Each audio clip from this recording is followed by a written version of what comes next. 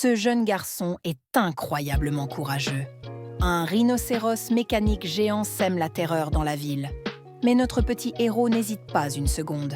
Il enfile un masque de Spider-Man et se tient fermement face à la créature. À ce moment-là, il devient un véritable super-héros. Le monstre s'approche, la mère du garçon est folle d'inquiétude. Mais c'est à ce moment-là que le vrai Spider-Man entre en scène. Il est le héros de la ville, toujours prêt à affronter les méchants. Ce jour-là, un criminel vole un camion et fonce dans les rues. Spider-Man saute sur le véhicule, frappe à la fenêtre, mais le bandit s'énerve et tire. Malheureusement, Spider-Man est heurté par une voiture de police, mais il se relève juste à temps pour sauver un bus qui basculait.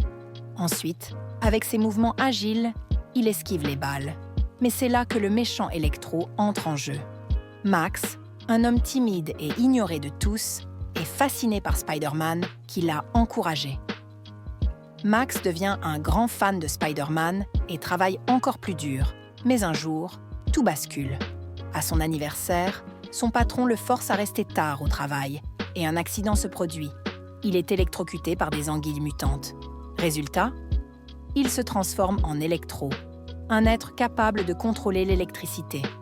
Alors qu'il teste ses nouveaux pouvoirs, il commence à absorber toute l'énergie de la ville, se sentant enfin remarqué. Mais lorsqu'il se voit à l'écran, Spider-Man intervient avec des gaz lacrymogènes et Max se sent à nouveau rejeté. Désespéré et en colère, il attaque Spider-Man. La bataille est intense, mais Spider-Man parvient à sauver tout le monde en utilisant de l'eau pour neutraliser Electro.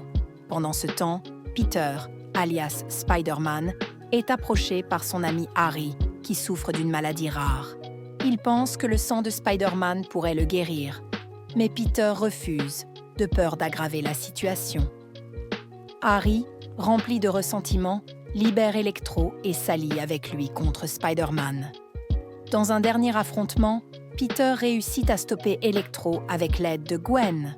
Mais Harry, devenu le terrifiant bouffon vert, découvre que Spider-Man est en réalité Peter, son ami d'enfance.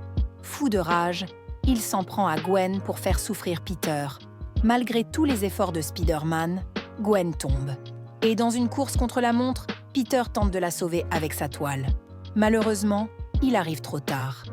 Gwen meurt, et Peter est dévasté par la perte de son grand amour. C'est là que réside toute la tragédie de Spider-Man. Même en étant un héros, il ne peut toujours protéger ceux qu'il aime. Mais être un héros, c'est aussi faire de son mieux pour ne pas devenir un méchant.